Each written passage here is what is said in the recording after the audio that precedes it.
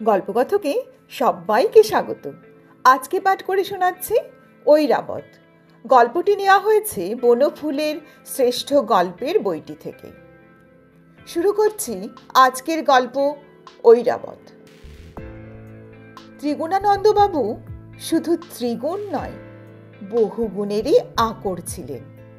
প্রচণ্ড ধার্মিক, প্রচণ্ড সংযমী, অথচ বয়স 40-এর নিচেই। শরীরের প্রতি তার ভীষণ লক্ষ্য ছিল। প্রত্যেক দিন মুগুর ভাজতেন, 3 বার দাঁত মাজতেন, 2 বেলা স্নান করতেন, পালোয়ানের মতো স্বাস্থ্য। লেখাপড়াও জানতেন। শোনা যায় তিনি বিএ পাস। দরিদ্র নন, খাওয়া পড়ার সঙ্গতি আছে, চাকরি করতেন না। পৈতৃক জমি জমা যা আছে তাতেই চলে যায়। হাতে 2 পয়সা আছে। কিন্তু ত্রিগুণাবাবুর প্রসিদ্ধির প্রধান কারণ তার মৌলিকতা, এবং তার মৌলিকতার মূল কথা সকল জিনিসের গোড়া বাঁধিয়া কাজ করা। তার প্রত্যেক দিনের জীবন ধারণ প্রণালী সংক্ষেপে এই: তিনি উঠতেন খুব ভোরে, উঠেই কার্বলিক লোশনে ভেজানো নিমের দাঁতন দিয়ে দাঁত পরিষ্কার করতেন। তারপর করতেন ব্যায়াম, মুগুর, ডাম্বেল, ডেভেলপার। আধ ঘন্টা ধরে ব্যায়াম করে তিনি ঘর্মাক্ত কলেবরে কাছাকাছি একটা নদীতে গিয়ে স্নান করতেন। স্নান শেষ করে ভৈরী রাগিণীতে একটা ভজন গাইতে গাইতে তিনি বাড়ি ফিরতেন। কি শীত, কি গ্রীষ্ম, প্রত্যেক দিন স্নান করা তার চাই। বাড়ি ফিরে তিনি স্টোভ জ্বালতেন।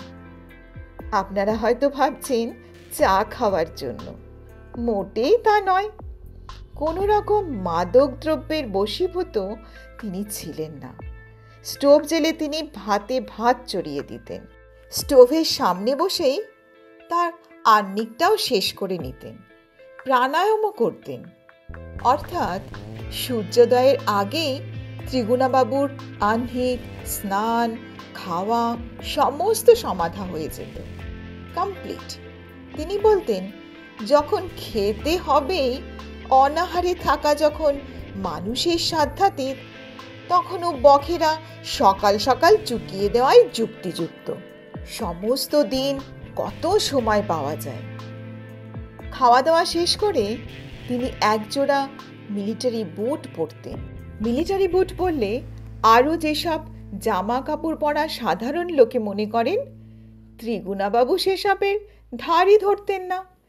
তিনি বুট জুতো পরতেন কেবল বখেরা মিটিয়ে রাখার জন্য। একবার সকালে উঠে বাগিয়ে নিতে পারলে ব্যাস নিশ্চিন্ত। অন্য জুতো পরলে বারবার খোলো আর পরো, খোলো আর পরো, সময় নষ্ট হয় কত। তারপর তসরের কাপড়টা মালকোচা মেরে পরে তিনি বের হয়ে পড়তেন। তসরের কাপড়ের প্রতিও তার পক্ষপাতিত্ব ছিল ওই একই কারণে। একবার কিনলেই কিছুদিনের জন্য নিশ্চিন্ত। আরও 2টো জিনিস তার সঙ্গে থাকত। একটা মোটা বাঁশের লাঠি, যেমন তেমন লাঠি নয়, বেশ শক্ত, তৈলাক্ত, গাঁটে গাঁটে লোহার তার জড়ানো সমর্থ একখানা লাঠি। আর থাকতো চামড়ার একটা বড় ব্যাগ। পোস্ট অফিসের পিয়নরা সাধারণত যে জাতীয় ব্যাগ কাঁধে ঝুলিয়ে চিঠি বিলি করে বেড়ায়, সেই জাতীয় একটা ব্যাগ। ব্যাগটা তিনি কাঁধে ঝুলিয়ে নিতেন। ব্যাগটিতে তার টুকিটাকি নানা প্রয়োজনীয় জিনিস থাকত, যেরকম কপিং পেন্সিল, একটা বাঁধানো নোটবুক, শুকনো খেজুর, টিনচার, আয়োডিন ইত্যাদি। এছাড়া মাথায় তার একটা টোকা থাকত, যে টোকা পরে কৃষকগণ মাঠে চাষ করে থাকে। রোদ বৃষ্টি নিবারণের জন্য বেশ মজবুত গোছের একটা টোকা ত্রিগুণাবাবু কৃষকদের দিয়েই প্রস্তুত করে নিয়েছিলেন। ছাতার বখেরাও মিটে গেল। সব বিষয়ে গোড়া বেঁধে এবং বখেরা মিটিয়ে কাজ করাই ত্রিগুণাবাবুর উদ্দেশ্য। দাড়িগোঁফ সম্বন্ধেও তিনি বখেরা মিটিয়েছিলেন, অর্থাৎ তাদের ওপর হস্তক্ষেপ করেননি। তারাও মনের আনন্দে বেড়ে তার মুখ তো বটে, বুক পর্যন্ত ঢেকে ফেলেছিল। ত্রিগুণাবাবু জামা পরতেন না। প্রশ্ন করলে গোছা গোছা ঝাঁকড়া ঝাঁকড়া ভ্রুর অন্ধকারে তার দুটো ছোট ছোট চোখ দুটিতে হাস্যদীপ্ত হয়ে উঠত। বলতেন, গ্রীষ্মপ্রধান দেশের জামা একটা বখেরা নয় কি? সকলেই স্বীকার করত, বখেরা। বাঁশের লাঠিটি ভীষণ দর্শন। ত্রিগুণাবাবু রাগী লোক, সুতরাং বখেরা বাড়িয়ে লাভ কি? কিন্তু যখন মিলিটারি বুট পায়ে, মালকোচা মারা, পৈতেধারী, খালি গায়ে বলিষ্ঠ বখেরা বিরোধী ত্রিগুণাবাবুর হাতে বাঁশের লাঠি, কাঁধে চামড়ার ব্যাগ এবং মাথায় টোকা পরে পথে বের হতেন, তখন তা সত্যিই একটা দেখার মতো দৃশ্য হয়ে উঠত। অনেকে হাসত, অনেকে ঠাট্টা করত, অনেকে প্রণামও করত। ত্রিগুণাবাবু অবশ্য এইসব গ্রাহ্যের মধ্যে আনতেন না। সকলের স্তুতি নিন্দা তার কাছে চিরকালই উপেক্ষার বস্তু ছিল। স্ত্রী, তিনি বহু পূর্বেই আত্মহত্যা করেছিলেন। ত্রিগুণাবাবুর দুটো ছেলে অবশ্য আছে, তারা মামার বাড়িতে মানুষ হচ্ছে। তাদের নামকরণের ব্যাপারেও ত্রিগুণাবাবুর মৌলিকতার পরিচয় পাওয়া যায়। একজনের নাম রেখেছিলেন রায় বাহাদুর, আরেকজনের রায় সাহেব। বলেছিলেন, রায় বাহাদুর আর রায় সাহেব হওয়ার জন্য পরে হয়তো বেটারা প্রাণপাত করবে, আগে থাকতে বখেরা মিটিয়ে রাখাই ভালো। খুব সকালে খাওয়া দাওয়া শেষ করে ত্রিগুণাবাবু 4 কোশ দূরে কিষণপুর গ্রামে চলে যেতেন। সেখানে তিনি একটা স্কুল খুলেছিলেন। উদ্দেশ্য গ্রামের বালক এবং যুবকবৃন্দকে ব্রহ্মচর্য শিক্ষা দেওয়া। ত্রিগুণাবাবু ব্রহ্মচর্যের উপযোগিতার আস্থাবান ছিলেন। ওনার দৃঢ় বিশ্বাস ছিল, আমাদের দেশে সকলে যদি ব্রহ্মচর্যের মর্মবস্তুটির সঙ্গে সম্যকভাবে পরিচিত হয়, তাহলে আমাদের দুঃখ দুর্দশা অচিরেই মিটে যাবে। গোড়া বাঁধিয়া কাজ করাই তার নিয়ম। সুতরাং তিনি অল্প বয়স্কদের, বিশেষ করে বালকদের নিয়েই পড়েছিলেন। যদি জিজ্ঞেস করেন, এর জন্য 4 কোশ দূরে যেতে হবে কেন? নিজের গ্রামে কি বালক ছিল না? ছিল, কিন্তু কেউ তাকে আমল দিত না। গ্রামের যোগী ভিক্ষা পায় না, এ কথা তো সুবিদিত। 4 ক্রোশ দূরে ত্রিগুণাবাবুর কয়েক বিঘা জমি প্রজাবিলি করা ছিল। প্রজাদের ওপর তার প্রভাবও ছিল। সুতরাং তাদের পুত্রদের তিনি অনায়াসে ছাত্ররূপে পেয়েছিলেন। বালকেরা সকাল থেকে 9টা পর্যন্ত তার কাছে ব্রহ্মচর্য বিষয়ক উপদেশ লাভ করে তারপর স্থানীয় একটা স্কুলে মামুলি লেখাপড়া শিখতে যেত। একটা বিশাল বড় বটগাছের তলায় বসে ত্রিগুণাবাবু তাদের উপদেশ বলি বিতরণ করতেন। একদিন হঠাৎ ঝড় বৃষ্টি হওয়াতে বখেরা সৃষ্টি হয়েছিল। ত্রিগুণাবাবু বখেরা বিরোধী, সুতরাং তিনি বখেরা মেটাবার জন্য উঠে পড়ে লেগেছিলেন। দাঁড়ে দাঁড়ে চাঁদার জন্য ঘুরে বেরিয়েছিলেন। ওই বটগাছের তলাতে একটা পাকা ঘর তুলে ফেলতেই হবে। কিন্তু হঠাৎ নতুন একটা বখেরা বেঁধে গেল।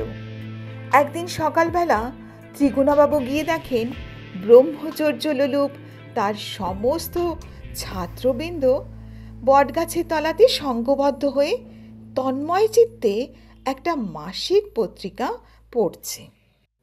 ত্রিগুণাবাবু যেই এসেছেন, তাড়াতাড়ি তারা উঠে দাঁড়ালো, আর মাসিক পত্রিকাটাও মাটিতে পড়ে গেল। তুলে তিনি দেখলেন, আর দেখা মাত্রই চক্ষু স্থির। প্রথমে মলাটের ওপর ঢেউ খেলানো রঙিন অক্ষরে লেখা মরমী। তারপর পাতা উল্টাতে একটা নগ্ন নারী মূর্তি। তারপরই একটা কবিতা। কবিতার ছন্দ বোঝা যায় না, অর্থ কিন্তু পরিষ্কার। পড়া মাত্রই মৌলিক ত্রিগুণাবাবুর একটা অত্যন্ত অমৌলিক উত্তেজনায় উদ্দীপ্ত হয়ে উঠতে লাগলেন। তারপরেই একটা গল্প, একটা রোগা গোছের ছোকরা একসঙ্গে 4টে তরুণীর মোহরা নিচ্ছে। এ তো ভয়ানক কাণ্ড। পত্রিকা থেকে মুখ তুলে ত্রিগুণবাবু দেখলেন সব সরে পড়েছে, একটা ছাত্রও নেই। সেদিন ত্রিগুণাবাবু কলকাতায় চলে গেলেন। ঠিক এর 2 দিন পরে যে সংবাদটা চারদিকে প্রচারিত হয়ে পড়ল তা বাস্তবিকই চমকপ্রদ ও রোমাঞ্চকর। তা হলো এই: মরমী কাগজের সম্পাদক গুরুতর রূপে আহত হয়ে হাসপাতালে রয়েছে, তার মাথা ফেটে গেছে। চিত্রকর নিধিরাম বসাকও অজ্ঞান অবস্থায় শয্যাশয়ী, তার মাথাতেও আঘাত সাংঘাতিক। গল্প লেখক সুজিত সেনের ডান হাতটা শোচনীয়ভাবে জখম হয়েছে। ডাক্তারেরা বলেছেন তা কেটে বাদ না দিলে তার জীবন সংশয়। কবি অমিয় পালিত মারা গেছে। একজন ভীষণ দর্শন লোক হঠাৎ মরমী অফিসে ঢুকে বিনা কারণে ওই মানুষগুলোকে হঠাৎ আক্রমণ করে এবং একটা বাঁশের লাঠি দিয়ে তাকে গুরুতরভাবে মারতে থাকে। লোকজন এসে পড়া সত্ত্বেও কিন্তু কেউ গুন্ডাকে ধরতে পারেনি। সে সকলের হাত ছিনিয়ে ভিড়ের মধ্যে অদৃশ্য হয়ে গেছে। পুলিশ তদন্ত চলছে। বুঝলাম আর কেউ নয়, ত্রিগুণাবাবুই বখেরা মিটিয়ে ফেলতেই চেয়েছিলেন। ত্রিগুণাবাবু নিরুদ্দেশ। কোনো সঠিক খবর তার কেউ দিতে পারছে না। নানা রকম গুজব রটতে লাগলো। কেউ কেউ বলতে লাগলো তিনি তরুণ সাহিত্যিকগণকে রীতিমতো শিক্ষা দেওয়ার জন্য চট্টগ্রাম অঞ্চলে একটা টেররিস্ট দল গড়ে তুলেছেন। কারো মতে তিনি ভারতবর্ষেই নেই, খালাসির বেশে জাহাজে চেপে রাশিয়া চলে গেছেন। আর এক দল দৃঢ়ভাবে বলতে লাগলো ওসব বাজে কথা, তিনি পণ্ডিচেরিতে গিয়ে অরবিন্দের শিষ্য দলভুক্ত হয়েছেন। এরূপ নানা কথা। লোকে কিন্তু এক কথা বেশি দিন বলতে চায় না। তারা ক্রমশ ত্রিগুণানন্দের কথা ছেড়ে অন্য কথায় মাতল। ত্রিগুণানন্দ গুজব ভারাক্রান্ত দিবসগুলো ক্রমে ক্রমে কাল সমুদ্রে বিলীন হয়ে যেতে লাগলো। দেখতে দেখতে একটা বছর কেটে গেল। লোকে ক্রমশ ত্রিগুণাবাবুর কথা ভুলতে লাগলো, এমনকি পুলিশও।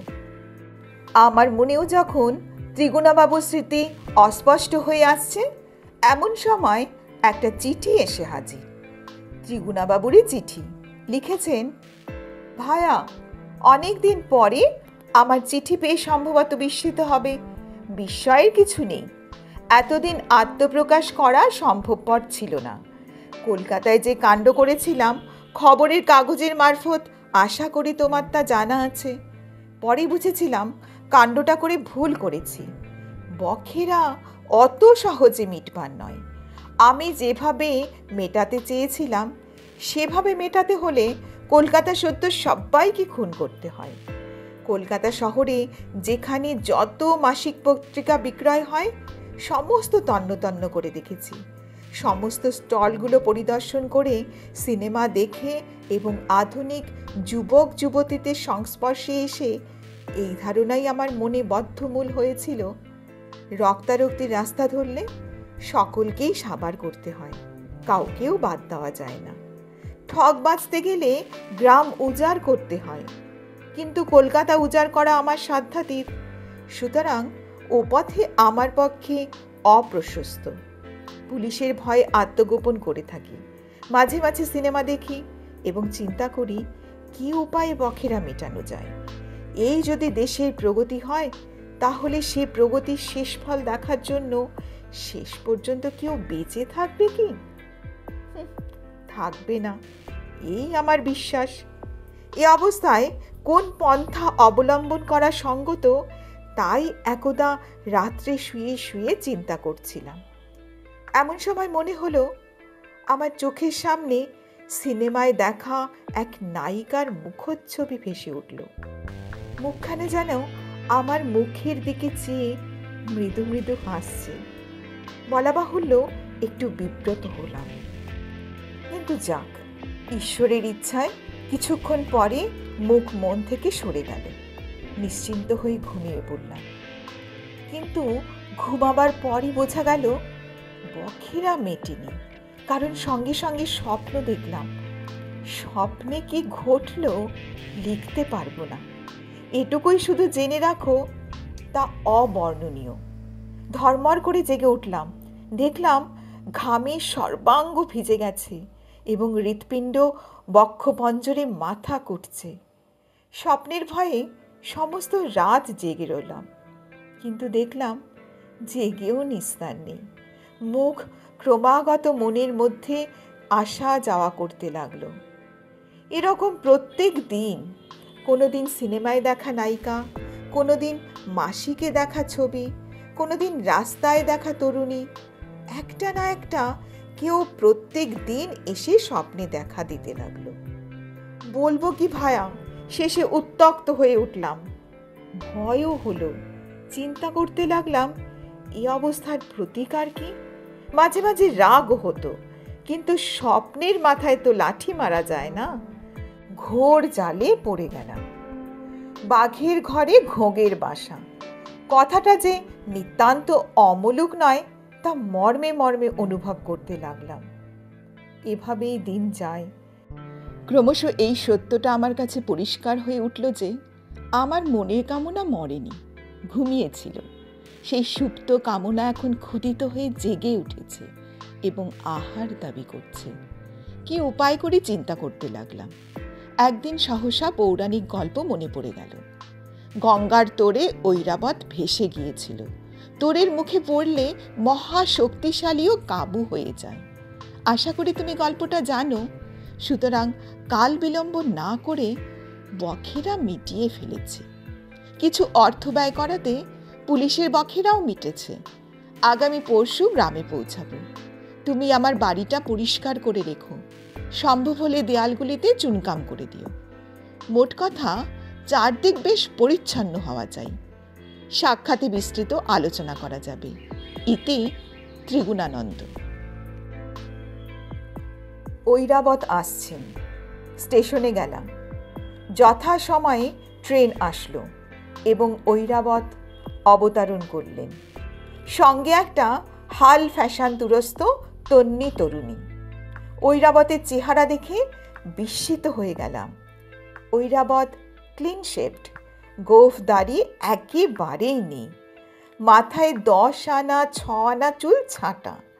মুখে একটা সুন্দর পাইপে জ্বলন্ত সিগারেট, আর পরে আছেন ফিনফিনে আদ্যির পাঞ্জাবি, জরিপার মিহি ধুতি, পায়ে পেটেন্ট লেদারের কুচকুচে কালো পামশু, হাতে সোনার রিস্ট ওয়াচ।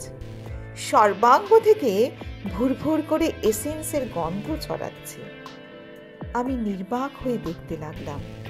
চমক ভাগলো যখন ত্রিগুণানন্দ ঝাঁঝিয়ে বললেন, হাঁ করে দেখছিস কি? এই তোর বৌদি, বখেরা মিটিয়ে ফেলেছি। হেঁট হয়ে বৌদির পদধূলি গ্রহণ করলাম। কেমন লাগলো ঐরাবত গল্পটি? আমার গল্প পাঠ যদি ভালো লেগে থাকে তাহলে লাইক করো এবং বন্ধুদের সঙ্গে শেয়ার করো। আমার চ্যানেলটি যদি এখনও সাবস্ক্রাইব না করে থাকো তাহলে প্লিজ সাবস্ক্রাইব করে দিও। আবার ফিরে আসবো পরবর্তী একটি গল্প নিয়ে, তাই সঙ্গে থাকার অনুরোধ রইল।